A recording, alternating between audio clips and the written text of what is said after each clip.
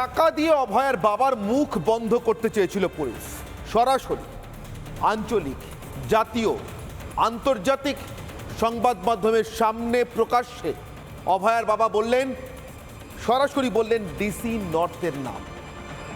তারপরেও বহাল তবিয়তে তিনি এবং তার বস দুর্বিনীত কমিশনার আর ডাক্তারের ছাত্ররা, আন্দোলনকারীরা, অভয়ার সহকর্মীরা, অভয়ার সহপাঠীরা বলছেন ধর্ষণের বিচার করে 10 দিনের মধ্যে অপরাধীকে ফাঁসি দিতে চেয়ে মমতা বন্দ্যোপাধ্যায় এবং তার দলের আনা যে বিলটা বিধানসভায় পেশ এবং পাস হলো, ওটা আসলে স্রেফ একটা ধাপ্পা আর চোখে ধুলো দেওয়ার চেষ্টা, মানুষের চোখে, সাধারণ মানুষের চোখে ধুলো দেওয়ার চেষ্টা। যে সাধারণ মানুষকে এই মুহূর্তে প্রচণ্ড ভয় পাচ্ছে মমতা বন্দ্যোপাধ্যায়ের পুলিশ, তাই কোথাও দল অর্থাৎ দলীয় মস্তান আর কোথাও তার সরকারিভাবে পোষা মস্তান পুলিশ হাজির হচ্ছে মানুষকে যেভাবে হোক অত্যাচার করে এই প্রতিবাদ আটকায়। মাথা ভাঙায় দলের পোষা গুন্ডা কাউন্সিলর, তো বারাসাতে একেবারে দলের পোষা পুলিশ, যে পুলিশ দলীয় নির্দেশের বাইরে এক পা হাঁটে না, যে পুলিশ 7,000 মবকে রাত 2টোর সময় আরজিকর ভাঙচুর করতে দেখে একটুও টলে না, নড়ে না, পালিয়ে যায়, লুকিয়ে পড়ে, ঠিক সেই পুলিশ রাত 2টোর সময় বারাসাতে মানুষকে প্রতিবাদ করতে দেখে টাইম নাকি পেরিয়ে গিয়েছে, অনুমতি নেই এই বলে তাদের উপর চড়াও হয়। মহিলার আর্তচিৎকার শোনা যায় যে আমার বাচ্চার গায়ে হাত দিয়েছে, আমার ঘরের শিশুর গায়ে হাত দিয়েছে। নিরপরাধ প্রতিবাদকারীদের শুধুমাত্র পাকড়াও হওয়া নয়, তাদেরকে লাঠি পেটা নয়, তাদের টেনে হিঁচড়ে পুলিশ ভ্যানে শুধু তোলা নয়, পরের দিনকে আদালতে পেশ করতে হয় এই পুলিশকে যারা সন্দীপকে সার্টিফিকেট দেয় ও নির্দোষ, ও কিচ্ছু করেন। অর্থাৎ এ রাজ্যের পুলিশ দাগি সন্দীপের ভক্ত আর প্রতিবাদী সাধারণ মানুষের জম। এহেন পুলিশের পুলিশমন্ত্রী মমতা বন্দ্যোপাধ্যায়ের পেশ করা বিল বা পাশ করা বিল যে স্রেফ একটা ধাপ্পা আর চোখের ধুলো, সেটাই বলছে ডাক্তারি ছাত্ররা, ডাক্তারি পড়ার ক্ষেত্রে অভয়ার সহপাঠীরা এবং তার সহকর্মীরা, আর বৃহত্তর অর্থে তার কলিগরা, অর্থাৎ যারা ওই হাসপাতালে কাজ না করলেও অন্য হাসপাতালে একই পেশায়, তাদের সহপাঠী বা তাদের সহকর্মী অভয়ার জন্য আজও লড়ে যাচ্ছেন শুধুমাত্র বিচারের দাবিতে। আর যারা চাইছেন, মুখের ওপর বলে দিচ্ছেন, হাতে মেরুদণ্ড দিয়ে বুঝিয়ে দিচ্ছেন, হে অমরিদণ্ডী জীব, হে দুর্বিনীত কমিশনার, তুমি মানে এসো, কেটে পড়ো। কিন্তু তারপরেও ওই দুর্বিনীত কমিশনার দিব্যি বসে থাকছে গদি আঁকড়ে। তার কারণ ওই দুর্বিনীত কমিশনার জানে তাকে ঠিক যে অ্যাসাইনমেন্টটা দেওয়া হয়েছিল সে সেটাই পালন করেছে।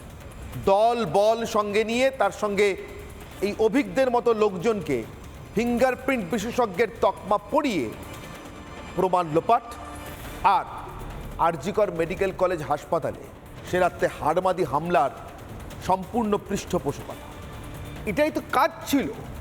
সে কাজে সফল হওয়ার জন্য, যে কারণে বলেছি দুর্বিনীত কমিশনার, তিনি মনে করেন তিনি তার কাজে সফল, তিনি সন্তুষ্ট। তার উপরওয়ালা যদি মনে করেন তিনি ফেল করেছেন তাহলে সরিয়ে দেবেন। উপরওয়ালা তো মনে করবেনই না। উপরওয়ালার কাছে এর থেকে বড় পাশ করা ছাত্র আর দুটো হতে পারে কি? কিন্তু মুশকিল একটা, এই ধাপ্পাই বলুন আর চোখে ধুলোই বলুন মমতা, টের পেয়ে গিয়েছে জনতা। বারাসাতে গিয়ে পুলিশের অত্যাচার হোক অথবা মাথা ভাঙায় তৃণমূলের গুন্ডা কাউন্সিলরের অত্যাচার হোক, ঝুঁকে পড়ার লক্ষণ নেই। আমি বাজি ধরে বলতে পারি এর পরের রাজপথ দখলে রাতটা মমতা বন্দ্যোপাধ্যায়ের দলের জন্য এবং তার জন্য আরও চ্যালেঞ্জিং হবে। কাল যদি 2 ঘন্টাও ঘুমোতে পেরে থাকেন, পরের রাতে বিনিদ্র রজনী কাটবে। কারণ খুব সহজ, জনরোষ, জনতার ভয়ঙ্কর রাগ, যে রাগ বলে দিচ্ছে, বুঝিয়ে দিচ্ছে না, বলে দিচ্ছে, মুখের উপর বলে দিচ্ছে। ভিক্ষা নয়, অধিকার চাইতে এসেছে, বিচার চাইতে এসেছে। সেটা দেওয়াদেবীর প্রশ্ন নেই, কেড়ে নেবে। আর ঠিক এই কেড়ে নেওয়ার মুডে থাকা জনতা কখন টুক করে মমতা বন্দ্যোপাধ্যায়ের চেয়ারটা কেড়ে নেবে আটকাতে পারবেন কি? মনে হয় না।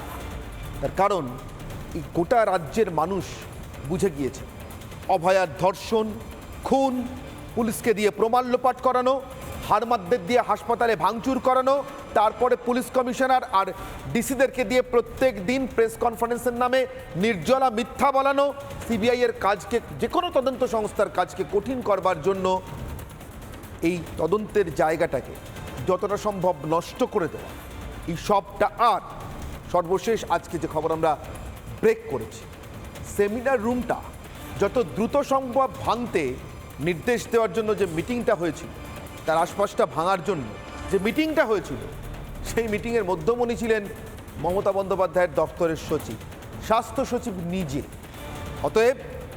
অতএব সন্দীপ ঘোষ থেকে শুরু করে স্বাস্থ্য সচিব বিনীত গোয়েল অথবা মমতা বন্দ্যোপাধ্যায় নিজে, প্রত্যেকে মিলে যা হয় তাতে এক কথায় এই খুনটাকে বলা যায় প্রাতিষ্ঠানিক খুন। খুনটা মমতা বন্দ্যোপাধ্যায়ের প্রতিষ্ঠান যদি না করত, তাহলে এমন প্রাতিষ্ঠানিক ধামাচাপা, এমন প্রাতিষ্ঠানিক চোখে ধুলো, এমন প্রাতিষ্ঠানিক হাড়মাদি হামলা, আর এমন প্রাতিষ্ঠানিক অপদার্থ কমিশনারের পৃষ্ঠপোষকতা, এমন প্রাতিষ্ঠানিক অপদার্থ পুলিশের পৃষ্ঠপোষকতা, এমন প্রাতিষ্ঠানিক পুলিশ অথবা গুন্ডা লেলিয়ে প্রতিবাদীদের কণ্ঠ রোধ করার চেষ্টা, এমন প্রাতিষ্ঠানিক নারায়ণ স্বরূপ নিগমদের দিয়ে ঘর ভাঙিয়ে শেষ তথ্য প্রমাণ লোপাট করার চেষ্টা, আর এমন প্রাতিষ্ঠানিক সন্দীপ ঘোষের পাশে দাঁড়িয়ে শেষ মুহূর্ত পর্যন্ত পাশে আছি বাবা, চুরি করেছো, ভাগ দিয়েছো, চিন্তা করো না, এই বার্তা পৌঁছে দেওয়ার চেষ্টা থাকতো। প্রাতিষ্ঠানিক খুন কি ক্ষমা করবে প্রতিষ্ঠানে যে যারা বসিয়েছেন সেই জনতা? আসবো আজকের বিতর্ক, তার আগে আজকের বিশেষ প্রতিবেদন।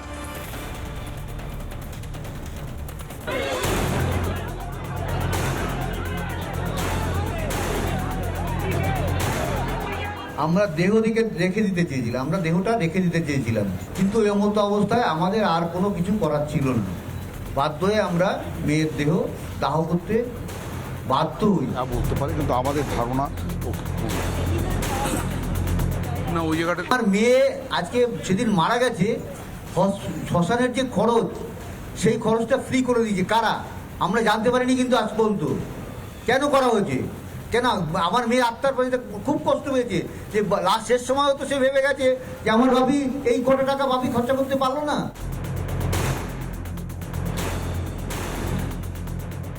আমার মেয়ের দেহ আমার ঘরে সাহিত্য ছিল, তখন ডিসি নট আমাদের ঘরের একটা গলিতে ঢুকে ঘরের ভেতরে তিনি আমাকে টাকা দেওয়ার চেষ্টা করেন, এবং তার যা জবাব দেওয়ার আমরা সঙ্গে সঙ্গে সেই জবাবটা দিয়ে দিই।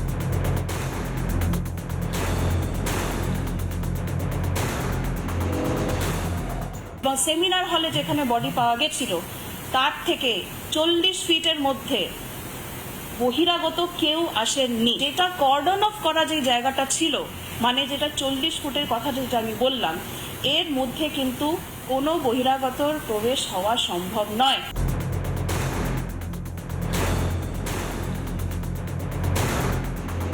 ডিসি সেন্টার ইন্দিরা মুখোপাধ্যায় বারবার প্রেস মিট করে করে মিথ্যা কথা বলছে, মিথ্যাচার করছে। কারণটা কি? একটা ভয়ঙ্কর মৃত্যু, ধর্ষণ খুনের মতো জঘন্য অপরাধ, আর সেটা ঢাকতে একটা প্রশাসনের নির্লজ্জভাবে ঝাঁপিয়ে পড়া। অভয়ার খুন কয়েকজন নরকের কীটের কাজ না, কার্যত প্রাতিষ্ঠানিক খুন। অভয়ার বাবা আরও একবার চোখে আঙুল দিয়ে দেখিয়ে দিলেন তার মেয়ে একবার মরেনি, বারে বারে তাকে মারা হয়েছে। এরপরেও বহাল তবিয়তে দুর্বিনীত পুলিশ, এরপরেও হাম বড়াই পুলিশ মন্ত্রীর। গতকাল আমরা যখন রাজপথে, তখন বিধানসভায় মুখ্যমন্ত্রী ধর্ষণ প্রতিরোধ করার জন্য অপরাজিতা বিল পাশ করার কথা বলেছেন। এই বিলটিকে আমরা একটি পপুলিস্ট ধাপ্পাবাজি ছাড়া আর কিছু বলতে পারছি না। স্বাস্থ্য ও কর্মক্ষেত্রে বিশেষত নারী কর্মীদের সুরক্ষা বাড়ানো না গেলে ধর্ষণ কিংবা হেনস্থার ঘটনা একটুও কমবে না। সেই ধরনের কাঠামোগত সংস্কার যা আমাদের 4 নম্বর দাবিতে আছে, না করে ধর্ষণ বিরোধী অপরাজিতা বিল নিয়ে আসা আরও একটা আইওয়াস বলেই আমরা মনে করছি। সপাটে জবাব, অরাজনৈতিক জবাব। জনগণের টাকায় বিধানসভা বসিয়ে ভয়ানক প্রহসন চলছে।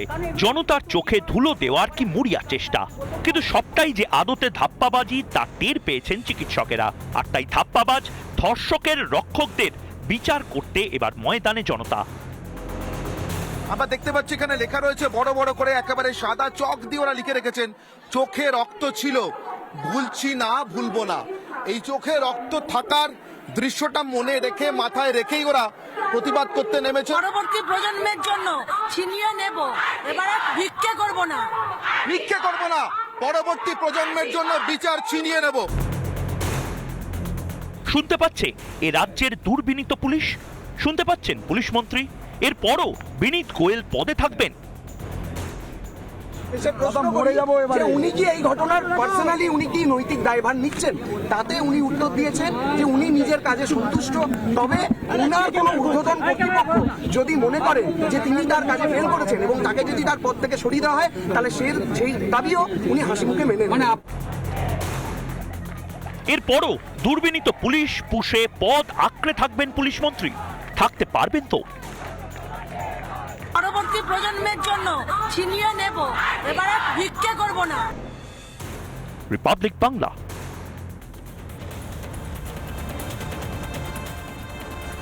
গতকালই আপনাদের বলেছিলাম যে কিভাবে আরজিকর হাসপাতালে পোস্টিং হয়ে থাকা সিআইএসএফ এর জওয়ানদের আসা যাওয়া যতটা সম্ভব কঠিন করা যায় তার জন্য প্রাণপণ অসহযোগিতা করছে মমতা বন্দ্যোপাধ্যায়ের সরকার। আর এইমাত্র আপনাদেরকে যা বলে শুরু করেছি, প্রাতিষ্ঠানিক খুন কেন দেখবেন আরেকটা নমুনা, প্রাতিষ্ঠানিক হাড়মাতি হামলার নমুনা সাগর দত্ত মেডিকেল কলেজ হাসপাতালে। আমাদের প্রতিনিধি পিঙ্কি সরাসরি পৌঁছে গিয়েছেন, পিঙ্কির কাছ থেকে শুনবো আর শোনাবো আপনাদেরকে কতখানি বেপরোয়া হলে, কতটা ভয়ঙ্কর রকমের বেপরোয়া হলে এরপরেও আরেকটা হাসপাতালে হামলা চালানো যায়। পিঙ্কি,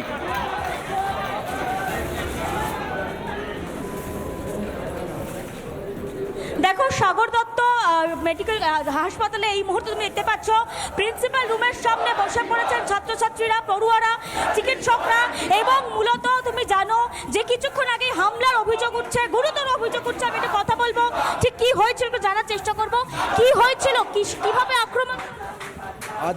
আজকে আমরা টিচার্স ডে, আজকে আপনারা সবাই জানেন টিচার্স ডে, তো আমাদের সাগর দত্তের সমস্ত ছাত্রছাত্রীরা সবাই টিচার্স ডে সেলিব্রেট করার জন্য আসি এবং আমরা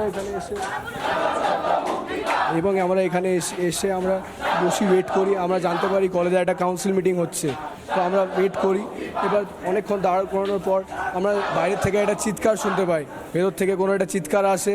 তো আমরা যখন জানতে যাই যে হ্যাঁ ভেতরে কি হচ্ছে, আমরা রীতিমতো নক করে বলি কি আমরা টিচার্সদের মিষ্টি খাওয়াতে এসেছি এবং পেন দিতে এসেছি। টিচার করেন না, ওই দরজাটা দেখতে পাচ্ছি, principal officer college council room, ওইখানে আমরা নক করি। তো আমরা ভেতরে আসি, আমরা বলি দাদা আমরা টিচারদের সেলিব্রেট করার জন্য পেন মিষ্টি খাওয়ানোর জন্য এসেছি, আমাদের ঢুকতে দাও। তারপরে আমরা যখন ঢোকার চেষ্টা করি তখন ইউজি স্টুডেন্টদেরকে ধাক্কা মেরে বার করে দেওয়া হয়। বার করে হচ্ছে মোহাম্মদ মেহদি হাসান বলে একজন প্রাক্তন আমাদের কলেজের একজন পাস আউট, উনি এখন এই কলেজের বর্তমানে কোনো ইন্টার্ন বা হাউস স্টাফ কিচ্ছু না, তা ওনার সাথে যোগদান করেন ওয়াহিদ ইকবাল বলে একজন পাস আউট, তার সাথে যোগদান দেয় বিক্রম মণ্ডল নামে একজন। এরা তিনজন, এদের তিনজনের যেটা আমরা খবর পাচ্ছি এরা প্রত্যেকেই সিপিআইএমের সমর্থক এবং এরা চাইছে কলেজের মধ্যে একটা নোংরা রাজনীতি ঢুকুক।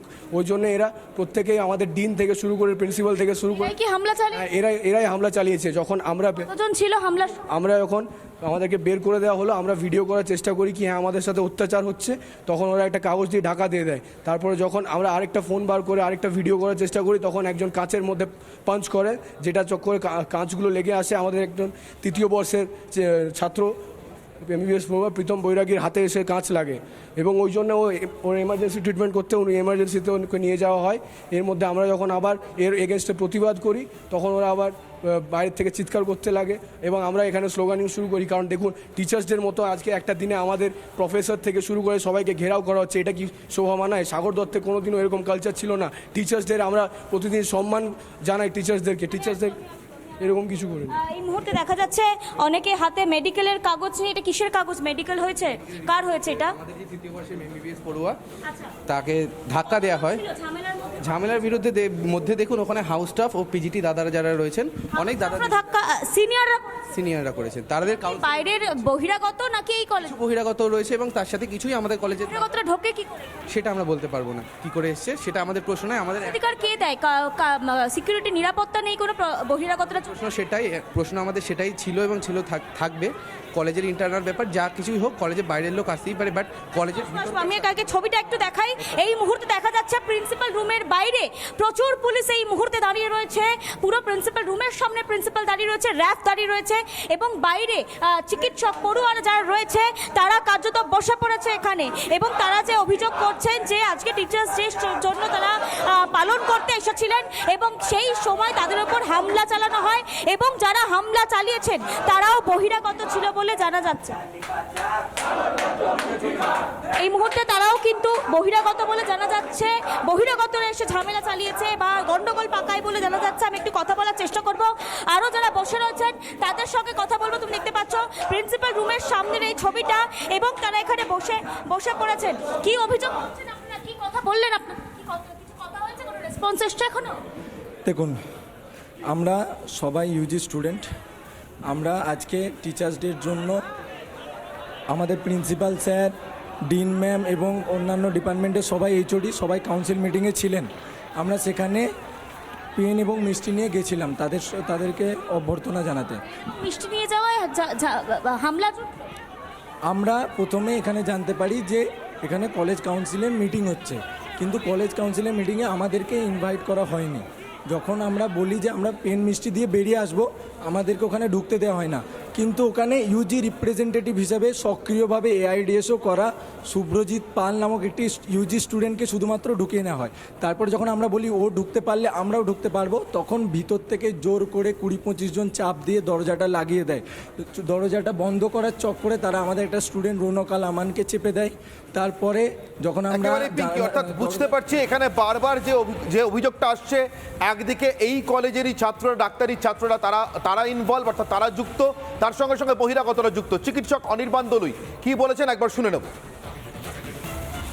বাইরে থেকে ঘিরে ধরেছে যখন কলেজ কাউন্সিলের মিটিং চলছিল যোগাযোগ করেছেন এবং খবর দিয়েছেন এবং যারা এটা করেছেন তার ব্যাপারে খোঁজ নিয়ে অবশ্যই তিনি একটা অভিযোগ দায়ের করবেন হ্যাঁ সেটা এখনো পর্যন্ত নেই যতদূর আমরা শুনছি যে পুলিশ পৌঁছেছে বা পৌঁছে গেছে আমরা আরও আপডেট পেলে নিশ্চয়ই আমাদের জানাবো আমরা যাব এই কনভেনশন শেষ করে আমাদের সমস্ত সর্বদল মত নির্বিশেষে সবাই আমরা সেখানে যাব তাদের পাশে দাঁড়াবো দেখি কত গুন্ডা বাহিনী কত যারা আছেন তারা কি করে সাধারণ মানুষের সম্মিলিত কণ্ঠকে কী করে আটকাতে পারে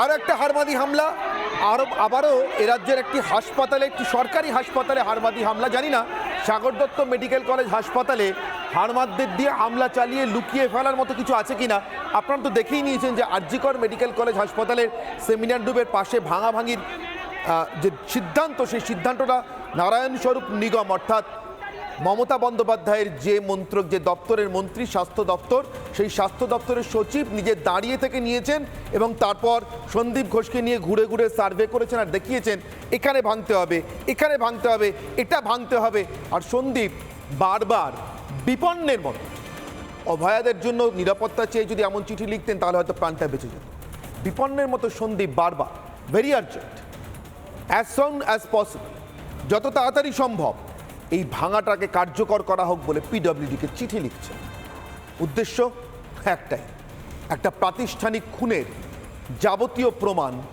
প্রাতিষ্ঠানিকভাবে লোপাট করা আর তাই প্রতিষ্ঠানে হারমাদি হামলা চলছে প্রাতিষ্ঠানিক মদতে আমার একটাই প্রশ্ন আজকের বিতর্কে শুরুতে একটাই প্রশ্ন যে প্রশ্ন নিয়ে বিতর্ক করবো আমার আজকের অগ্নিবাণ ক্ষমতার ধাপ্পা শেষ জনতার ধাক্কা শুরু সে ধাক্কাতেই কাঁপছেন মমতা তার দল তার সৈন্য সামন্ত তুতলে যাচ্ছেন প্রেস কনফারেন্স করতে বসে যুক্তি দিতে পারছেন না সাংবাদিকদের বলছেন সিবিআই এর কাছে দাবি পেশ করছি প্রেস কনফারেন্সে বসে তা আবার দুই মন্ত্রী আজ সেই ভয়ঙ্কর একটা অদ্ভুত কমেডি দৃশ্যের অবতারণাও আমরা দেখতে পেয়েছি তৃণমূল ভবন থেকে দুই মন্ত্রী ওটা সাংবাদিক বৈঠক করলেন না কমিক রিলিফ দিতে এসেছিলেন রাজ্যের মানুষকে বোঝা গেল না আমার সঙ্গে উপস্থিত যারা আমার একদম বাঁ দিক থেকে অনির্বাণ বন্দ্যোপাধ্যায় রয়েছেন আইনজীবী অনির্বাণ তৃণমূলকে সমর্থন করেন। আমার সঙ্গে রয়েছেন সৈকত গিরি, সিপিআই নেতা। আমার সঙ্গে রয়েছেন অভিনেতা অরিত্র দত্ত বণিক, সিটিজেন্স ভয়েস অর্থাৎ নাগরিকদের কণ্ঠস্বর হিসেবে আমার ঠিক ডান দিকে রয়েছেন সজল ঘোষ, বিজেপি মুখপাত্র, এবং আমার একেবারে ডান দিকে ডক্টর অনুরণ পাল, যে চিকিৎসকরা আন্দোলন করছেন তাদের অন্যতম, অর্থাৎ সেই আন্দোলনকারী চিকিৎসকদের মধ্যে অন্যতম। আমি অনির্বাণ আপনার কাছ থেকে শুরু করি।